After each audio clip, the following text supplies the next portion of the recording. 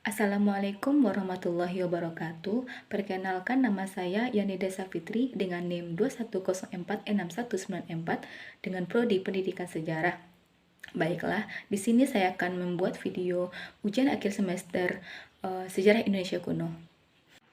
Baiklah, di sini saya akan mencoba menjawab pertanyaan yang pertama, yang dimana pertanyaannya yaitu pemindahan pusat kerajaan Mataram kuno pada tahun 930 Masehi ke Jawa Timur oleh Empu Sindok juga membuat perubahannya nama kerajaan menjadi Kerajaan Mendang Kamulan. Analisis beberapa faktor penyebab hal tersebut terjadi.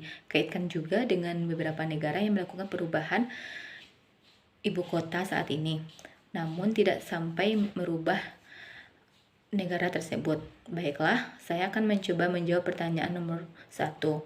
Menjelaskan sejarah runtuhnya Kerajaan Mataram kuno di Jawa Tengah dan dipindahkannya Kerajaan Mataram kuno di Jawa Timur. Pada masa Raja Dyah Wawa, Kerajaan Mataram kuno mengalami keruntuhan karena meletusnya Gunung Merapi dan serangan Kerajaan Sriwijaya. Kerajaan Sriwijaya sebenarnya masih satu keturunan dengan Kerajaan Mataram kuno di Jawa Tengah, yaitu dari keturunan dinasti Sanjaya pada tahun 292 Masehi atau abad ke-9.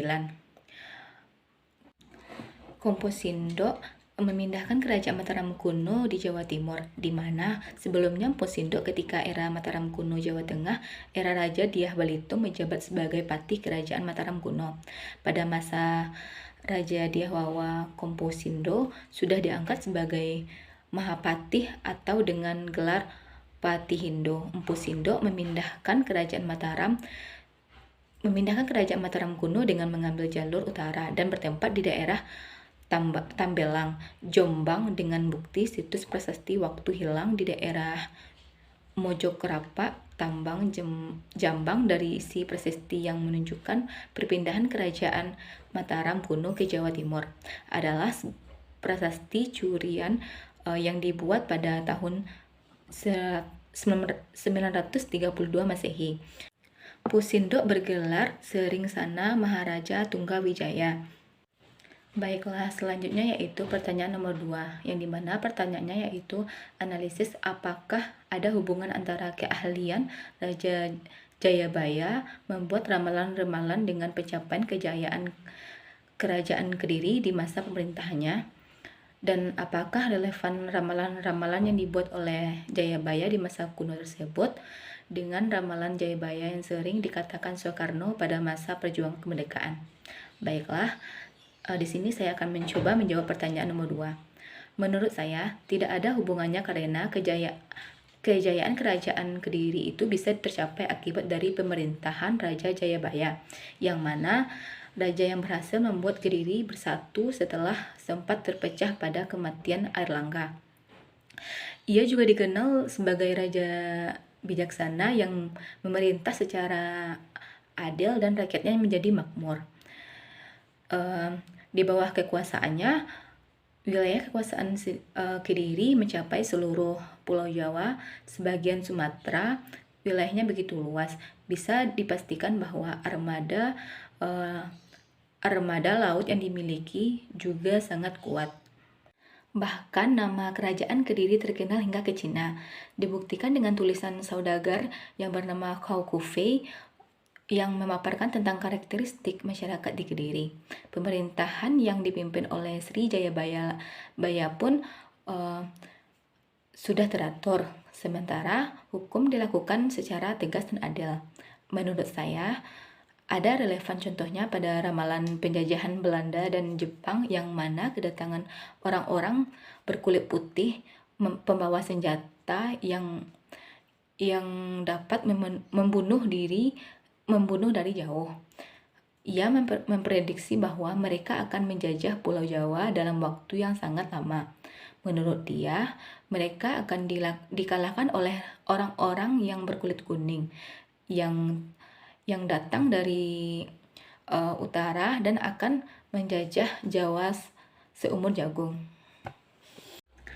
Menurut penelitian sejarawan disepakati Kata Kemalang itu di daerah Tembalang, Jombang, Jawa Timur yang diberi nama Kerajaan Medang dan membuat sendok membangun dinasti Isyana atau Isyana. Dinasti Isyana diambil dari dinasti awal Kerajaan Mataram kuno, yaitu dari nama dinasti Sanjaya, atau berarti keturunan dinasti Sanjaya. Empu Sindok memberi nama Kerajaan Medang karena ingin memberitahukan bahwa Kerajaan Medang di Jawa Tengah masih dilanjutkan di Jawa Timur dengan tidak meninggalkan nama Medang, karena dulu Kerajaan Medang Kamulan di Jawa Tengah masih dilanjutkan di Jawa Timur dengan tidak meninggalkan nama Medang, karena dulu Kerajaan Medang wilayah kerajaannya sudah mencakup Nusantara setelah melakukan perpindahan. Baiklah, selanjutnya saya akan mencoba menjawab pertanyaan nomor 3, yang dimana pertanyaannya yaitu sejarah pendirian Kerajaan Singosari oleh Ken Arok pada tahun 1222 Masehi penuh dengan pengkhianatan dan pertumpahan darah. Nah, analisis kenapa hal tersebut bisa terjadi dan nilai-nilai apa yang bisa kita ambil. Baiklah, saya akan mencoba menjawab pertanyaan nomor 3. Pertumpahan darah selalu mewarnai lingkaran suksesi raja-raja di Kerajaan Singosari karena adanya rasa dendam dan adanya rasa untuk balas dendam. Menurut kitab Pararaton, dendam membara itu sampai berlarut dari generasi ke generasi. Karena di Kerajaan Singosari, raja-raja yang memerintah tidak saling memiliki hubungan darah. Dengan itu, maka ada salah paham dan iri dengki terhadap keluarga kerajaan yang memimpin. Alasan ini menjadi kenapa Kerajaan Singosari sering mengalami pertumpahan darah, khususnya perang saudara. Hanya Ranggauni yang digantikan oleh Kartanegara, yaitu putranya secara damai. Menurut kitab Pararaton, Kartanegara menjadi raja muda di Kerajaan Kediri dahulu. 1268 ia bertahta di Kerajaan Singosari. Nah, selanjutnya saya akan menjawab pertanyaan nomor 4, yaitu pertanyaan terakhir, yang dimana pertanyaannya, menurut saudara, kenapa Gajah Mada harus mengucapkan sumpah pala saat diangkat menjadi patih Kerajaan Majapahit? Dan analisis beberapa dampak atau akibat yang ditimbulkan oleh sumpah palapa tersebut. Baiklah, saya akan mencoba menjawab pertanyaan nomor 4. Dampak sumpah palapa yang tercatat dalam kitab Pararaton yaitu 1. Terjadinya peristiwa yang bubat antara Kerajaan Majapahit dengan Kerajaan Sunda. Yang kedua, berhentinya Gajah Mada dari kedudukannya sebagai Mahapatih Amangkubumi.